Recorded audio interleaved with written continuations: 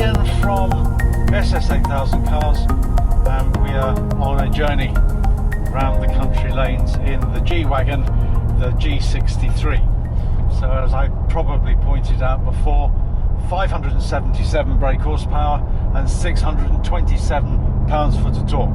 It is quite seriously quick.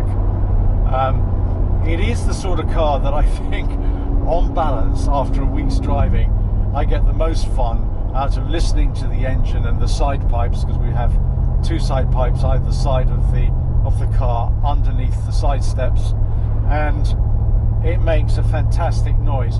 It's quite hard work round the country lanes to drive quickly, because although once it settles into a bend, if you have a series of bends in opposite directions, what you tend to find is that it doesn't like being changed. So you go round one bend and it is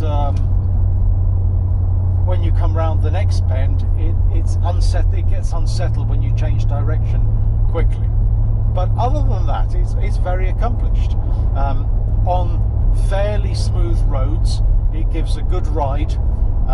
Quite clearly for a heavy car, they've given quite a lot of thought to the suspension and making sure the suspension is absorbent. On unmade roads, it can clatter around a little bit, but that may well be the weight. I'm not quite sure why. They've certainly spent a lot of time redesigning the suspension on this car from the previous G-Wagon. It's quite interesting that it does actually get slightly thrown by white lines in the middle of the road. So if it thinks you're getting too close to them, it'll actually change its direction based upon the fact that you're about to go over a line. Now I'm sure that is the adaptive lane control, but it is slightly disconcerting in a bend to suddenly find yourself being pushed away from the central lines. Oh, there you go. One thing it does do, which I think is rather good, is the side bolsters on the seat. They stiffen up based upon you going round one corner. So if you're going round to the right, the one on the left stiffens up to hold you in position, because naturally your body's being pushed towards the centre of the car. It's very quick for a 2.5 ton beast. I mean, it really picks itself up and flies when the occasion presents itself. What I would say is the occasion is best when you've got the car in a straight line. On balance, the car is a very nice car to have.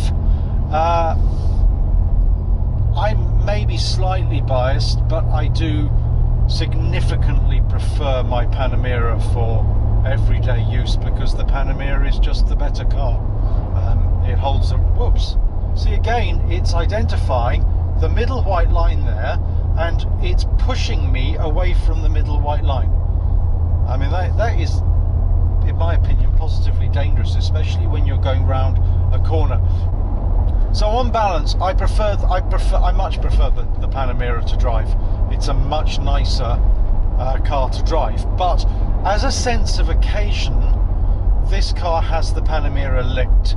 It's a very nice car to potter about in, because the visibility is truthfully second to none. You get such a, I don't think there's a higher, other than the G500 squared, which was the raised version of the previous G-Wagon, specifically developed for heavy off-road use. This car is really probably the highest of any other car out there, and you get a wonderful view. It rolls in corners, but then again, that's a little bit to do with the size of the car and the fact that it's so elevated. I think it's probably the laws of physics rather than a limitation on Mercedes engineering, which has always proved, in my opinion, to be quite exceptional. And I like the instrumentation. You know, I think the twin 12.3-inch screens are very clear, very easy to use. A little bit of complication on scrolling through the center screen between the speedometer on the left and the rev counter on the right. It's touch, so to set it up you have to highlight it, and then you just scroll across this area here to decide on what you want to choose.